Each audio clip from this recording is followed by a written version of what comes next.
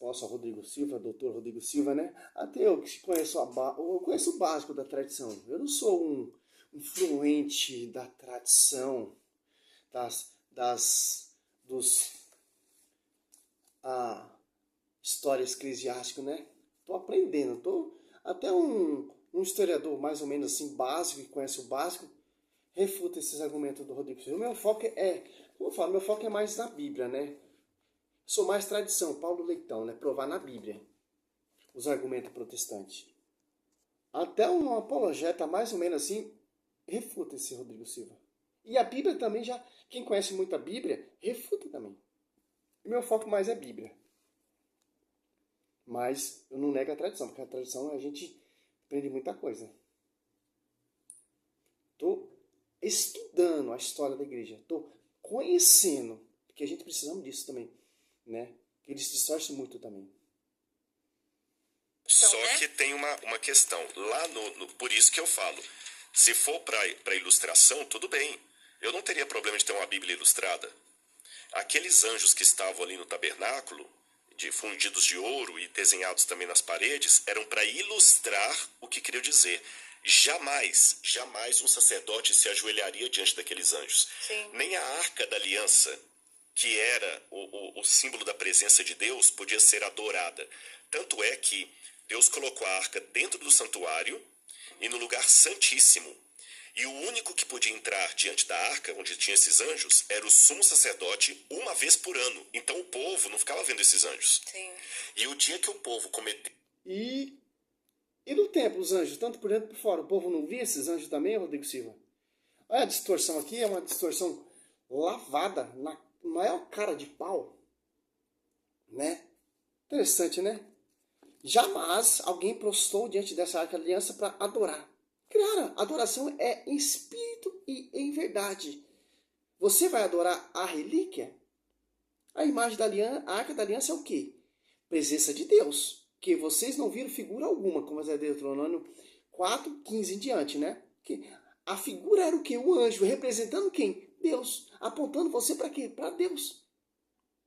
E dentro da arca da aliança guardava o quê, Rodrigo Silva? A palavra, o maná e o cajado. No Novo Testamento é o quê? É o próprio Cristo. Josué prostrava para adorar o quê? Deus. A palavra, a Eucaristia, o maná, o cajado. Que interessante. E o querubins ali, ele prestava culto. Como o cara vai falar isso? Josué, ó. Se a arca da aliança é a presença viva de Deus, tem que prestar culto, reverência, adoração. Não adorar a imagem, a arca, não adorar a teofania do invisível. Isso que o Josué fazia. Porque ali estava a presença viva. Presença que no Novo Testamento é Cristo. A Eucaristia.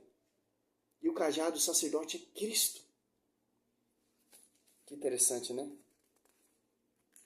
Claro que é uma vez por ano. Era só sacerdote encarregado de carregar, de fazer a oração, de fazer a homilia, tal, etc. Josué 7,6, ó. Josué rasgou suas vestes e prostou como se fosse por terra, até a tarde diante da arca do Senhor. Tanto ele como o ancião de Israel, e cobriram de pó a sua cabeça, ó. José está fazendo o que aqui, Rodrigo Silva? Está orando, está adorando. Não querubins, não a arca, mas em espírito e em verdade. Interessante. Simplesmente é isso. E a arca da aliança prefigura Nossa Senhora. Por quê? O que está ali dentro da arca da aliança é que vai estar lá no ventre de Nossa Senhora. Aqui dentro da arca da aliança é o próprio Cristo, que não foi revelado ainda. No novo já foi revelado. O Espírito Santo, o óleo ungido, é ali Atos Apóstolos 2, que tomou uma Nossa Senhora como sua esposa. Por isso que a igreja venera as imagens e as relíquias dos mártires. Que essa imagem operou milagres e prodígios na casa da família Beirão, segundo Samuel 6, 11, 12 e 1 Crônica 13, 14. E a Arca da Aliança é intocável, só o sacerdote que poderia tocar.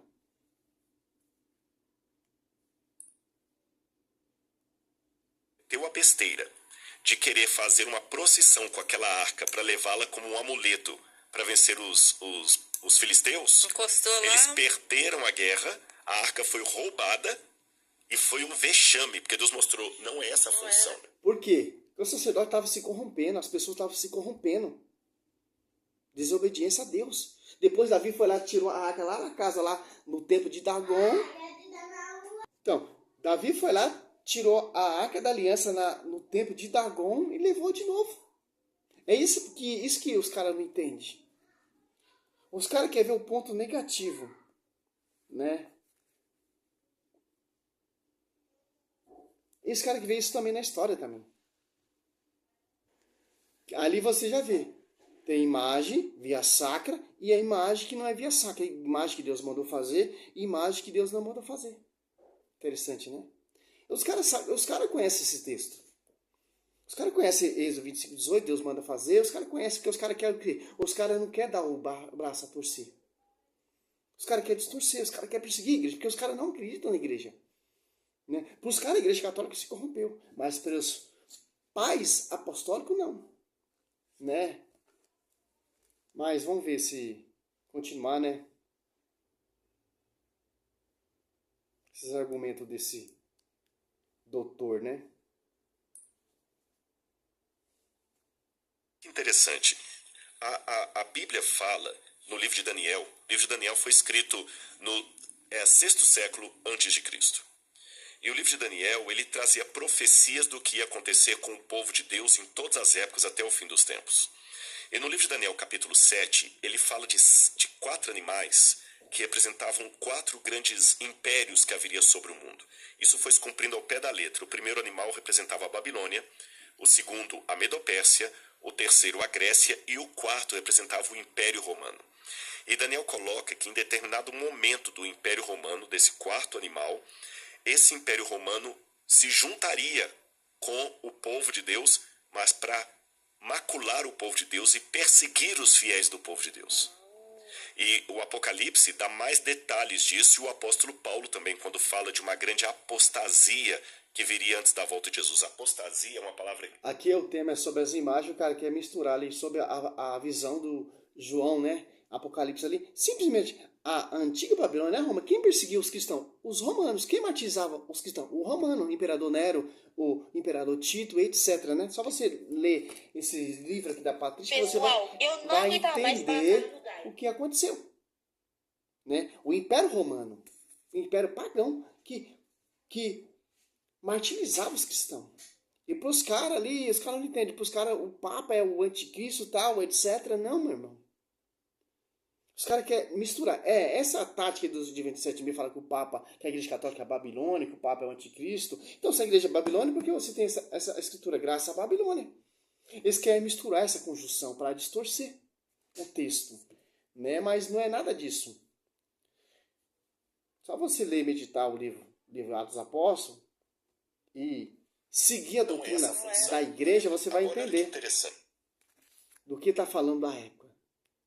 Quem era besta ali era o imperador Nero, que matava os cristãos, que perseguia os cristãos. Ele não podia escrever, ele tinha que escrever em código, etc., para não saber a mensagem. Mas os caras não entendem isso aí. Mas o foco não é isso, o foco é as imagens. Que, onde está alicerçado, basicamente bíblica, que ele falou no começo ali. Quero saber base bíblica. Não é somente só a escritura? Sola fidei? Então, só mostrar só na escritura. A Bíblia fala no livro de Daniel. O livro de Daniel foi escrito não é lei no sentido secular da palavra. É a lei de Deus. É a mesma palavra que aparece no capítulo 6, quando os inimigos de Daniel falam o seguinte: eu tenho certeza que ele não fará nada contra o rei, a menos que seja uma coisa que esteja escrito na lei do seu Deus. É a mesma palavra. Interessante. Se você catar em 1 Reis, do 22, 35, Ezequiel 41, 17, 26, ou então Êxodo 25, 18, ali fala de imagem via sacra. Agora ele abriu o livro de Daniel. Então, a profecia dele é válida, mas que está na escrita ali, mostrando as imagens, a escritura, não é válida. É válido o que ele está falando. Tanto que ele não mostrou esses textos bíblicos. Eles não vão nem mostrar. Tinha imagem de 12 bois, 1 Reis 7, 25, 1 Reis 7, 29, bois, leões, querubins. Isso ele não vai mostrar, porque se ele mostrar isso, essa pregação dele aí vai ser inútil. Todo esse conhecimento, todo esse ensino vai ser inútil. Porque você vai ver que tem imagem via sacra. O que ele está falando é o contrário. Entendeu? Eu não quero nem ver mais, que eu já cansei. Aí se ele mostrar esses versículos bíblicos, Deus mandou Moisés fazer a serpente ali, Números 28 e 9. Você vai ver que tem imagem via sacra. Imagem que leva o povo a Deus, que remete ao povo a Deus, o povo se arrepende e volta por mandamento. Imagem que prefigura, que aponta Deus, que é um ícone. A imagem de Nossa Senhora te aponta o quê? Te leva, te remete e aponta Deus. Te faz você meditar, te faz você lembrar do sacrifício, como Cristo nasceu, como Cristo veio, como Cristo foi pregado na cruz. Interessante. É isso que os caras não entendem. Ou entende ou dá uma de doido. Né? Não quer mostrar para o povo. Tanto o templo do rei Salomão, tanto por dentro, tanto por fora, tinha imagem, escultura, tanto de bois, leões, querubins. Para encerrar o vídeo, ó.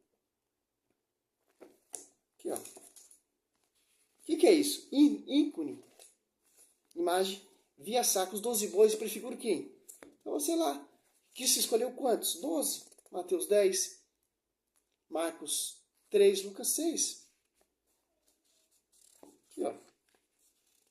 7, ó. 25. 1 Reis 7, 25. Este apoiava-se sobre 12 bois, dos quais 3 olhavam para o norte, 3 para o ocidente, 3 para o sul, 3 para o oriente. O mar repousava sobre eles, e suas âncoras estavam para o lado de dentro. Ó. Ali, se você for meditar e prestar atenção no Apocalipse, o Apocalipse tem vários símbolos de imagens. Que interessante, né? Olha o 29. Nos painéis enquadrava de molduras, havia leões, bois, querubins. Se for catar a Bíblia protestante, tem também. E a glória de Deus fulminou tanto nesse templo, ó, que o sacerdote não poderia exercer sua função sacerdotal. Ó. E aí, Rodrigo Silva, o que você me diz? A Karina Bach leu a escritura, mas não viu esses versículos. Quando os sacerdotes saíram do lugar santo, a nuvem encheu o templo do Senhor. A nuvem, agora você cata lá em Lucas 1, 35, a sombra. Já não é mais nuvem, é sombra. Estava sobre quem? Sobre Nossa Senhora. A nuvem estava aqui sobre o templo, sobre a Arca da Aliança. A sombra do Altíssimo estava sobre Nossa Senhora. A sombra de Pedro curava. De modo tal que os sacerdotes puderam ali ficar para exercer as funções de seu ministério, porque a glória do Senhor encheu o templo do Senhor. Então o Salomão disse: o Senhor declara que habitaria na obscuridade. Por isso edifiquei uma casa para a vossa realeza, ó, um lugar onde habitareis para sempre. Ó. Edifiquei, quer dizer o quê? Construiu. Então já tem uma igreja fundada. Que igreja é essa fundada? É uma igreja espiritual. Que interessante. Mesma coisa, sobre ti, Pedro, eu edificarei minha igreja. Então o fundamento e o fundador é Deus e é Cristo. Deus Pai, Deus Filho e o Espírito Santo. Interessante. Então já tinha um corpo ali, místico ainda, mas não estava revelado. Que interessante. Por isso que o Velho Testamento ele aponta o Novo. Essa é a resposta. Simples, cara. Simples. Estou estudando muito mesmo, ó. A Patrícia, o Catecismo da Igreja. Ó. É isso mesmo, tem que estudar mesmo. Estou no primeiro livro. Né? Graças a Deus tenho pouco tempo, mas vou se reconciliando mais aos pouquinhos. A gente vamos chegando lá para refutar esses caras. Esses doutores aí. Simplesmente, se você ler com a visão da igreja, você vai refutar qualquer protestante. Qualquer um, por mais que inteligente que seja, você vai refutar, porque esse aqui, ó, vem da igreja. A Sagrada Escritura, Salve Maria, sou missionário César Roberto.